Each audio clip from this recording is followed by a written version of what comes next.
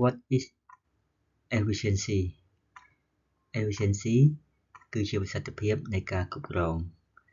ហើយ manager ទាំងអស់គឺធ្វើការគ្រប់គ្រងការងារចង់ឲ្យមាន efficiency គឺជាដំណើរការជា process នៃការប្រើប្រាស់ធនធានតិចបំផុតដូចជាពេលវេលាថវិកាកម្លាំងពលកម្មហើយនិងសម្ភារៈដើម្បីសម្រេចនៃគោលដៅដែលចង់បាន efficiency គឺជាការ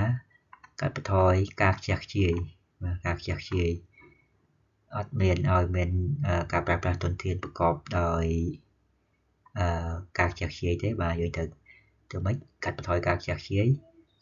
ហើយធ្វើម៉េចលទ្ធផលដែលទទួលបានឲ្យបានជាអតិបរមាហើយគុណភាពការងារគឺអត់ឲ្យធ្លាក់ចុះទេអញ្ចឹងមកយើងជា manager យើងគ្រប់គ្រងប្រកបដោយ efficiency ន័យថាការចំណាយក្នុងការធ្វើការងារមានការធ្លាក់ចុះប៉ុន្តែការងារធ្វើលឿនជាងមុនការងារមានគុណភាពជាងមុន